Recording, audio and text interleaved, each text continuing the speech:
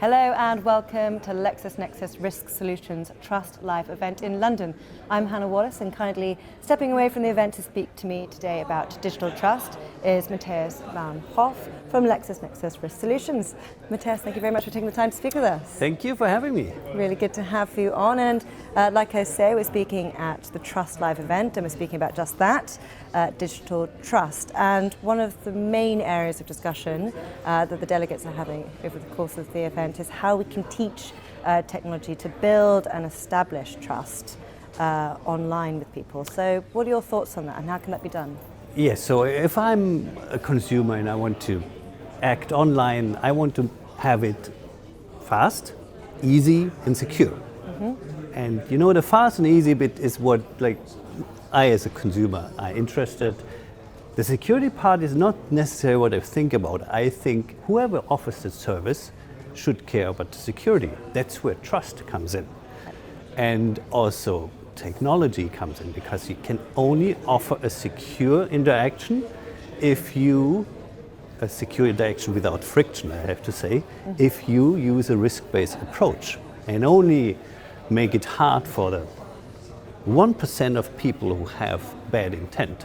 But to do that, you actually need latest technology, machine learning, to actually only challenge those guys who are anomalous. And I think that's where technology comes in. I have a good feeling of an online service where I don't get bugged if I'm doing my normal thing. I only get asked, hey, if I'm in a weird location or do something that I have never done. For example, I mean, I live in Germany and I have a credit card that always challenges me, whatever I do.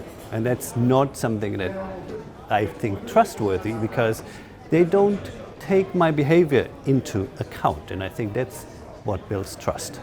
And digital trust is going to become an ever more critical factor for businesses operating online, isn't it? Yeah, so online is a funny thing, because they're not dealing with physical identities, they're dealing with digital identities. And what are digital identities? Yeah. This is bits and pieces that you get over whatever you put in to get the service. And then you have to sort of try to find relationships between all those and build digital identities inside to understand who is transacting. Because with an online service, I can completely fake my identity. I can pretend to be in Russia while I'm in the US.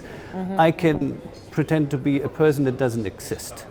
And that's the complicated part, because you always have to know who is dealing with me, and in a very fast and secure way to even offer services. Otherwise you just would lose too much money.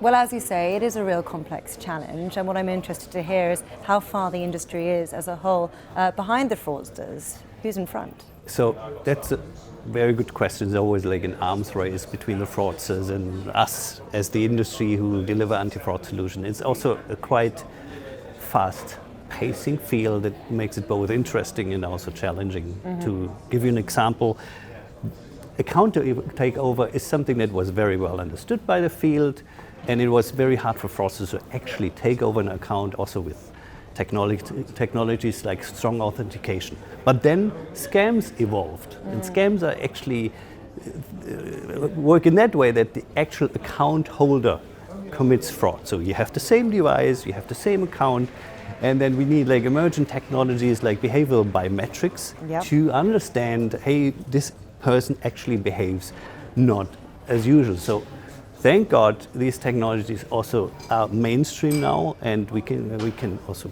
us as a company, we can offer behavioral biometric solutions to the wider field and also tackle complicated cases like scams. And in general, I think fraudsters are always very well connected, and it always takes a network to fight a network. And I think also there LexisNexis Risk Solutions has a very powerful tool called Digital Identity Network, where we have a very strong network of information, wealth of information to fight against the fraudsters and be very successful with this. And the network being the key word there. Yes. It's very important. And I'm looking forward to speaking to your colleagues a bit more about the importance of behavioral biometrics Yes. as well. But for the purpose of this interview, we'll leave it there for now. I'll let you get back to the busy event. But thank you very much, Matthias. Thank you.